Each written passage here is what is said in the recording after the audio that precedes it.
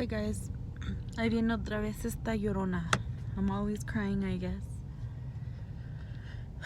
So, my job is, I work for Health and Human Services, and we run community centers where I live.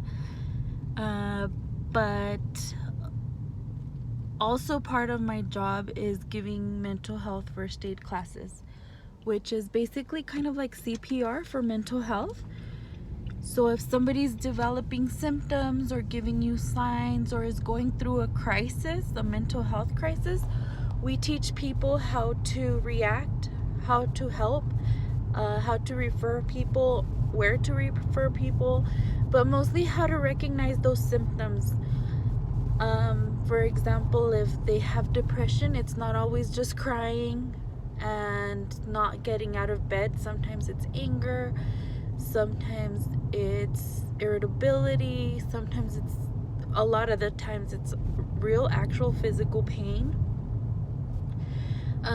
When you have depression, anxiety, addiction, bipolar disorder, schizophrenia, if you're going through psychosis, a lot of the times we shut down and we don't want to be around people, we don't want to go to work, and it could be as disabling as a physical disability. What people don't understand, and it's just as important and it's just as disabling as any other physical condition. Depression can cause you not to go to work, and people think that we're lazy or that we just don't want to go to work, and that's not true. It's actually causing you to not be able to work. So it is just as bad as a physical disability.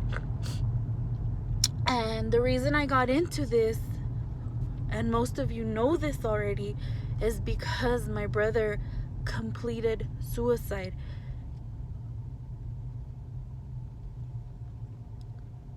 My brother killed himself because he was in pain and he didn't know how to get rid of it.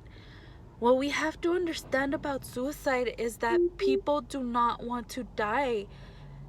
People just want the pain to stop. It is not the easy way out. Killing yourself is not easy. Deciding to let go of the people you love is not easy.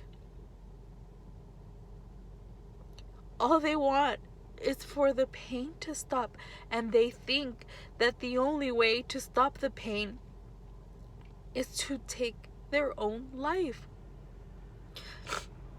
So the reason I got into this is because I don't want anybody's family, I don't want anybody's mom or dad to go through that. I've seen my parents suffer way too much. It's been more than 10 years and my parents are still hurting, and it's never gonna go away. I don't want anybody to lose their sibling like I did, because I miss him every day of my life. Because we were supposed to grow together, have kids together. He was supposed to be a tío to my kids, and he's not. And I don't want anybody to feel that pain. His cousins miss him, his friends miss him. And he was so happy and always dancing and singing. And he's missed terribly, and I don't want anybody to go through that. And that's why I'm such a strong advocate for mental health. And I raise awareness for suicide. Tomorrow we have the suicide walk in El Paso, and every year I've participated in it. The participation keeps going down, and I don't know why. I don't know if we're just not talking about it enough or whatever. But the thing is that, I give these talks all the time, and I do this for work, and I tell people what my experience has been with it, and I'm always trying to educate people and get them to listen to other people and be aware that everybody's fighting a battle inside. And I do it so much sometimes that I keep forgetting that it could still happen to me, and it could still happen to the people around me. You know, and after the El Paso shooting, my son has been having a really, really hard time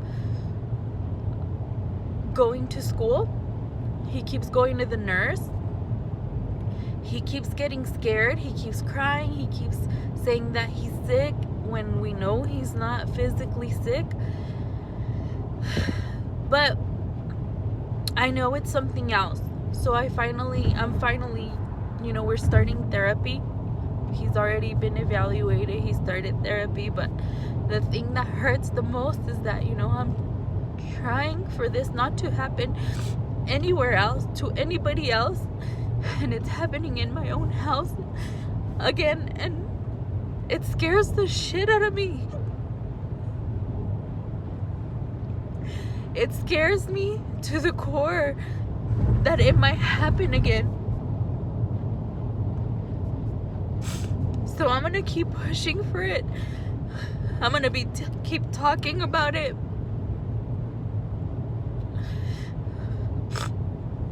So please be mindful. Please look at people in the eyes when you ask them, how are you doing? Don't just do it as a greeting, as, hey, what's up? How are you doing? No, like, look him in the eye and ask them for reals how they're doing. And just be kind to one another. Love each other. Be each other's support. And I'm gonna keep talking about it.